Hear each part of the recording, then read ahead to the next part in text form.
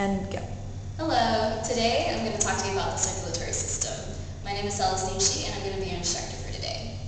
So to start off, what is the circulatory system made of? The circulatory system has four main components. First of all, blood. This is what is traveling inside the circulatory system. And what is the blood traveling in? The blood is traveling in arteries, in veins. And what keeps the blood moving through the arteries and veins? What is generating the force that moves the blood? Your heart. Now, before we move on to the details of each specific component, let's first go over the general purpose of having a circulatory system. Why do you need blood to travel throughout your body? An analogy that I think would be suitable for this is to think of your body as a city. And think of it as a city with millions upon millions of people living densely packed and really close together, like New York or Taipei. And people being the cells in your body, need food to survive. Alright? So people need food to survive, and your cells need nutrients and oxygen in order to survive. People produce waste. And the waste needs to be collected, and it needs to be thrown into a trash lot. Your cells also produce waste that needs to be carried and taken away so that it doesn't poison or contaminate your cells. Okay? So again, think of your body as a city. People live in the city, the people being the cells in your body. And people, aka cells, need nutrients and oxygen to survive. And they also produce waste that needs to be collected and transported away. And that is the purpose of blood. The purpose of blood is to carry the nutrients and the oxygen to your cells and to carry the waste that your cells produce away so that it can be disposed of later. The arteries and the veins are like the roads inside the city that blood travels in. Okay? So the blood travels along the arteries and the veins, which are the roads of your city or your body, and it collects the waste, takes it away from the cells, and it also brings fresh nutrients and oxygen so that your cells can replenish their supplies. So now that we've gone over the general purpose of having a circulatory system, now let's go into the distinct details of the arteries, the veins, and the heart. Now, what's the difference between arteries and veins? If both the arteries and the veins are like the roads of your body, how are they different from one another? Well, there's a very simple mnemonic for remembering this. Arteries, away. So arteries carry blood away from your heart, and veins carry blood back to your heart.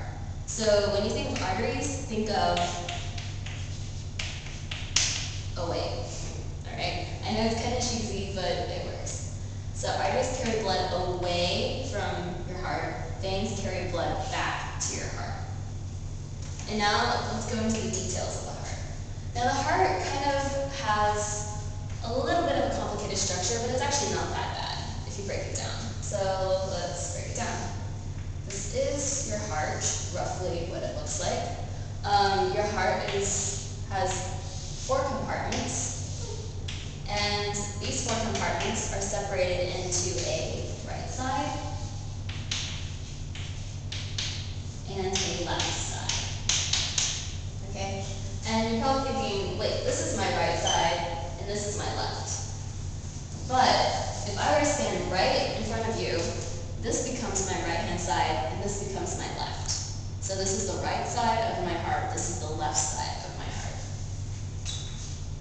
And your heart, like I said, has four compartments, alright? So, and it has two sides to it. This is your right atrium.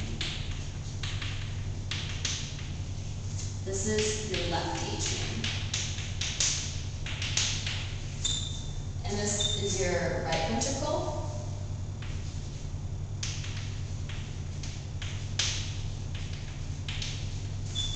This is your left ventricle.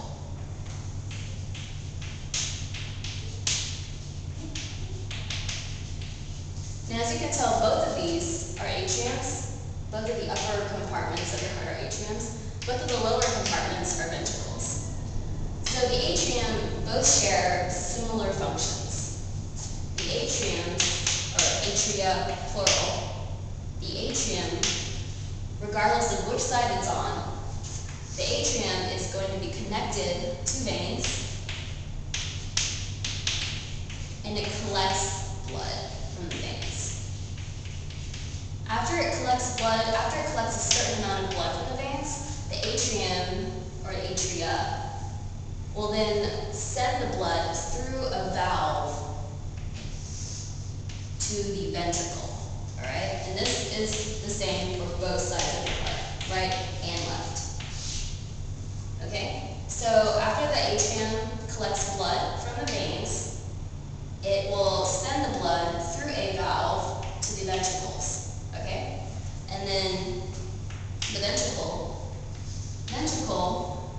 it will then pump the blood that it got from the atrium, pump it out through arteries, okay? And this is how arteries and veins are connected to the heart, all right? The veins are connected to the atrium receives blood from the vein, okay? And then the ventricle sends blood out of the heart through the arteries. And now let's break it down according to the right side and the left side, okay? So like I just said, atriums, both of them, collect blood from the veins, okay? So your right atrium collects blood from all of the rest of your body. You have two giant veins, which are called the inferior and superior vena cava, okay? Both of these giant veins send all the blood, the old used blood that's carrying waste. It takes that old blood carrying waste to your right atrium, okay? And then your right atrium will then send that blood to your right ventricle. And then the right ventricle then sends that out to your lungs, okay? And this is key here, all right? Gotta remember this. This is not anatomically correct, but I'm just trying to make it so that you can understand what's going on here. So in reality, the lungs would be above your heart, and the right ventricle will send the blood to your lungs through the pulmonary artery. Now you're probably thinking, wait, artery? Why is it sending it through an artery? It's sending it through the pulmonary artery, and it's called an artery because it's carrying blood away from your heart, right? Remember what I said before. But it's called pulmonary because that artery is connected to your lungs, okay? So your lungs will receive blood from the right ventricle. And then these lungs, after it reoxygenates your blood, meaning it puts fresh oxygen back into your blood, that blood, the reoxygenated blood, the fresh oxygen, is then going to be sent all the way to your left atrium.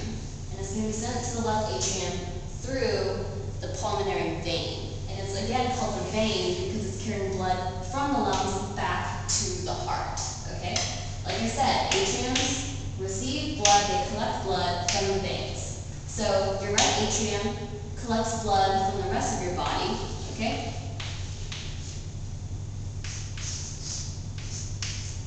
And your left atrium collects blood from the pulmonary vein from the lungs, okay? So the blood from the lungs with fresh oxygen travels back to the left atrium, back to your heart, through the pulmonary vein, okay? And then the left atrium sends that blood to the left ventricle, and the left ventricle then proceeds to pump the rest of that oxygenated blood out through the aorta, okay, to the rest of your body. Alright? Now this is not anatomically correct, I know, but this is just to help you get a general idea of how blood flows through the heart. I'm going to draw a better diagram next, and I will also explain it again if you have any questions. Thank you.